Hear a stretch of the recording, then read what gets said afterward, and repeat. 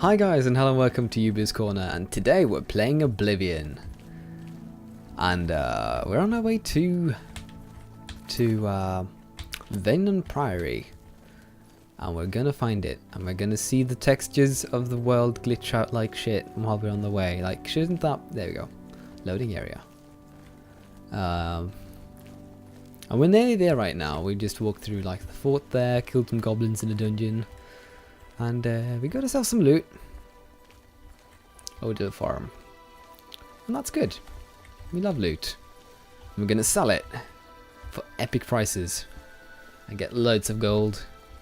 Because we love gold. And yeah.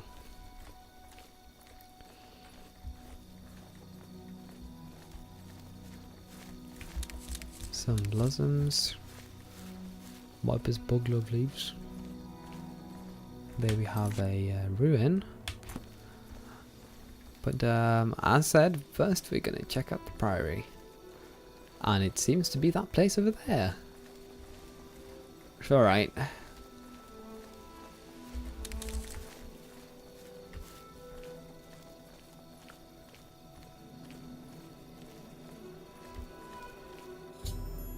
Deliver the amulet. I've arrived at the Venom Priory. Now I must take the amulet of kings to Joffrey.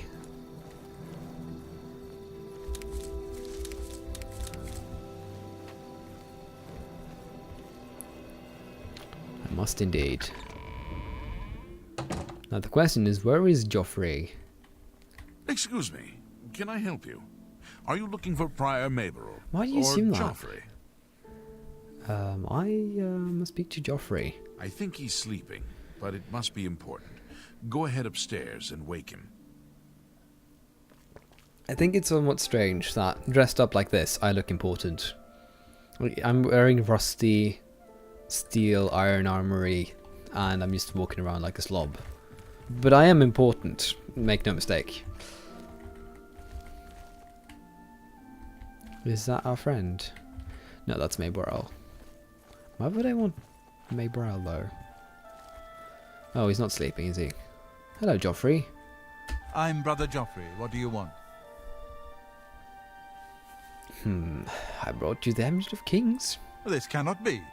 No one but the Emperor is permitted to handle the amulet. But I am the Emperor. Let me see it. Oh. Give Joffrey the amulet. By the Nine. This is the Amulet of Kings.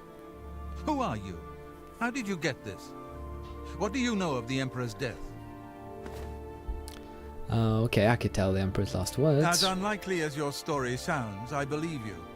Only the strange destiny of Uriel Septim could have brought you to me carrying the Amulet of Kings. Who is the Prince of Destruction? The Prince of Destruction he referred to is none other than Mehrunes Dagon, one of the lords of the demonic world of Oblivion. The Emperor's words, "Close shut the jaws of Oblivion," certainly suggest that he perceived some threat from Oblivion. Oh yes, there is indeed quite some threat. But all the scholars agree that the mortal world is protected from the Daedra of Oblivion by magical barriers. So how can Oblivion threaten us then? I'm not sure. Only the Emperors truly understand the meaning behind the rituals of coronation. The Amulet of Kings is ancient. Saint Alicia herself received it from the gods. It is a holy relic of great power. When an emperor is crowned, he uses the amulet to light the dragon fires at the Temple of the One in the Imperial City. With the Emperor dead and no new heir crowned, the dragon fires in the temple will be dark for the first time in centuries. It may be that the dragon fires protected us from a threat that only the Emperor was aware of. Alright, so the Emperor asked me I am one of the few who know of his existence. Many years ago I served as captain of Uriel's bodyguards, the Blades. One night Uriel called me into his private chambers. A baby boy lay sleeping in a basket. Uriel told me to deliver him somewhere safe. He never told me anything else about the baby, but I knew it was his son. From time to time he would ask about the child's progress. Now it seems that this illegitimate son is the heir to the Septim throne, if he yet lives. Alright, so Uriel had a bastard, and the bastard is the king to be. the Emperor to be, because otherwise Daedra are gonna come and flock the world, and we need to light the dragon fires. And if they're not lit, shit will go cray cray. So that means that we need to ask ourselves where Uriel's son is. His name is Martin. He serves Akatosh in the chapel in the city of Kvatch, south of here. You must go to Kvatch and find him at once. If the enemy is aware of his existence, as seems likely, he is in terrible danger. And please, let me know if there's anything you need. My resources here are limited, but I will help in any way I can. Oh, I can actually get money. Alright, give me assistance. I keep a few things here in my chest to resupply traveling blades. Help.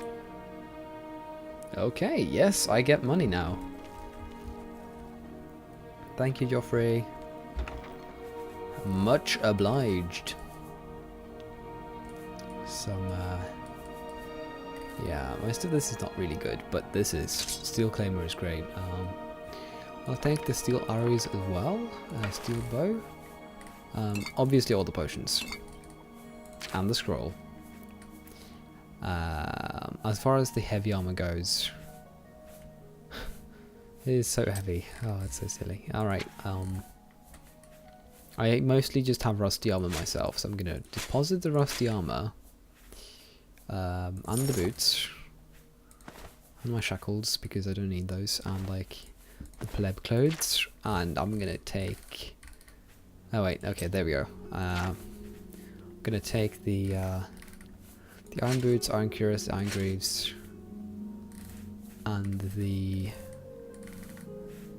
leather boots. Why am I over encumbered now? Is this... No, I think if I equip it, it doesn't count as weight. I don't think. Let's see. Alright, so... Iron boots. Oh, it does count. I think. I really don't know. Alright, okay, so... I am over encumbered. And leather boots. I don't need those leather boots then. What really weighs a lot with me? Other than just a general... Yeah, I could drop some war axes. Like some really worthless war axes. Like rust and iron war axes. I don't need those. They're worth like 4 gold. And that's like not a lot. Not gonna lie. That is not a lot. Okay, so now I've deposited that. We're not over encumbered anymore, luckily. And yeah. Your first priority. Okay, what more can you help us with? It will be safest here with me. When you return with Martin, we will figure out our next move. Okay. One of the youngest blades ever to serve in the Emperor's personal guard. I am glad to hear that he survived, but I fear he will take the Emperor's death particularly hard. Now, given that he was like right next to him, I can understand that. The coronation of each new Emperor is sealed when he uses the Amulet of Kings to light the dragon fires in the Temple of the One. The dragon fires of Akatosh remain lit until the death of the Emperor. His successor then lights them anew upon ascending to the throne. Alright. With Emperor Uriel dead and no successor crowned, the Temple of the One will be dark for the first time in centuries. Huh. Alright. The Elder Council rules in the Emperor's absence by ancient tradition. Chancellor Akato heads the Elder Council and is the closest thing the Empire has to a leader right now. But the Blades answer only to the Emperor, of course. We are not an arm of the government. Okay then, what more can you tell me about Martin then? He is a priest in the chapel of Akatosh in Kvatch. He never knew that he was Uriel Septim's son. You need to find him. Well, waste no time. Alright, so okay, let's go to let us go to Kvatch.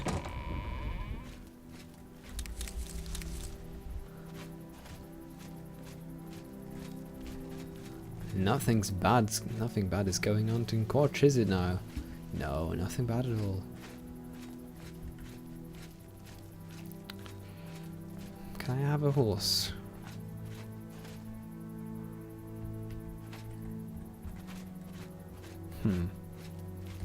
apparently not.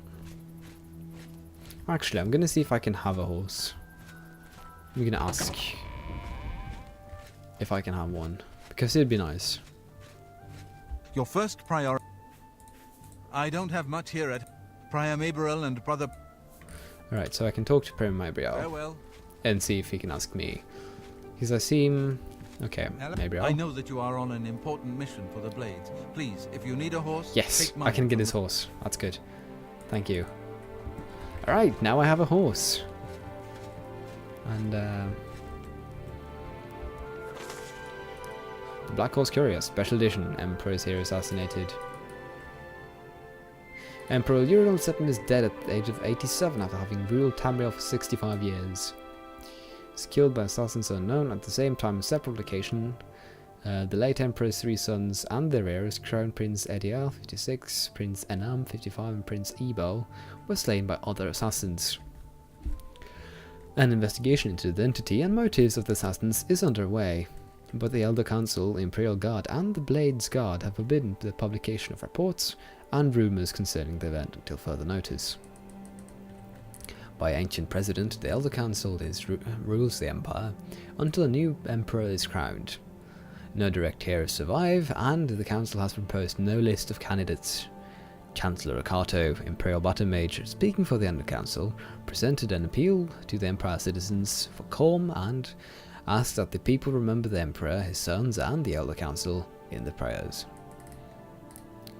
Emperor Uriel's early reign was marked by peace and prosperity. The Empress Kaula Voria bore him 3 healthy sons and was a loving companion to the Emperor, and a great favourite of the people. However, the Emperor and the Empire suffered terribly during the Imperial simulacrum, when he was held captive in Oblivion while the usurper Jaeger Tharn assumed his appearance and ruled in his stead. Yeah, these are the events of the first game. That's what happens. You have to go save the Emperor from the usurper Jaeger Tharn. The Emperor Uriel was finally rescued and restored, and the impostor defeated by the agency of the sorceress Raya Silmane and her shadowy protege, which I think would be me, in case you're playing it. But the affairs of the Empire were in great disorder, and Empress Caravoria, exhausted by her ordeal, withdrew from public life. And he's probably dead now. The decades following the Restoration were once again peaceful and prosperous, but increasing political tensions among the petty states of the northwest Tamriel finally erupted in the wars of Lilac Bays, resulting in the establishment of the modern borders of Daggerfall, Sentian, Whale Rest, Orsinium, which is the Orkin place. That's like the Daggerfall is the Breton home area. Sentin and Vayrest, I don't exactly know. And culminating with the remarkable events associated with the Warp in the West. That is a reference to the second game, Daggerfall, that's like a part of the main quest line. But alright. The latter years of the Emperor's reign have seen a flourishing of the imperial influence in the provinces, and with the fortunate resolution of the Religious Wars and the Vordenfell Crisis, Q Morrowind, and with the wise and firm guidance of King Helseth and his mother Queen Baranzaya, an extension of the high imperial culture even into the more remote parts of Morrowind. The Emperor's murder and the murder of his 3 sons is a terrible crime, and a great tragedy for the Empire. Battle Mage Okato assures us that all the resources of the Elder Council, the Legions, the Guard, the Arcane University, and the Imperial College are being employed to bring the assassins to justice. But, in the meantime, the greatest tribute we citizens can offer to the memory of our beloved Empire is to go earnestly and diligently about their affairs, honouring the life of the great Empire he loved so much and served faithfully for so long. Alright. That's very neat that they crammed all that lore into the courier. Okay, so, yes. Backstory pretty much established that fast. That's pretty great. Okay, I'm gonna see if I can find anything in this Priory before we head off. Alright, this is the sacrificial... Okay, I can't take any of this. But I can pray. And apparently I don't need fame to pray, I just need not to be infamous. And on top of this, there's absolutely nothing. Okay. Alright then. Let's not dabble about more time. He said we were supposed to get to Quatch as fast as possible. So let's get going. There's his paint horse. Come on! Go horse, go! And you can, yeah, okay, I can get out. Horse riding is so great.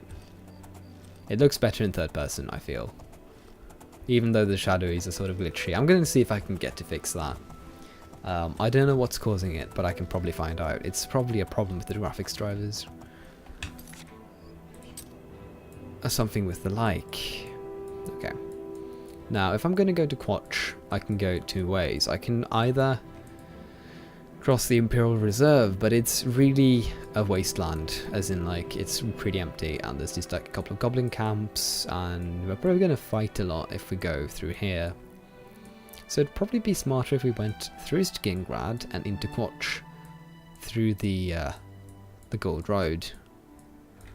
So I think we're going to try to do that instead, as that will probably be a better way to do it. But yeah, so yeah. I have actually played quite a bit of the earlier Elder Scrolls games in the series, even though this was the game I was really introduced to. I've played a decent bit of Daggerfall, and I played a decent bit of Arena.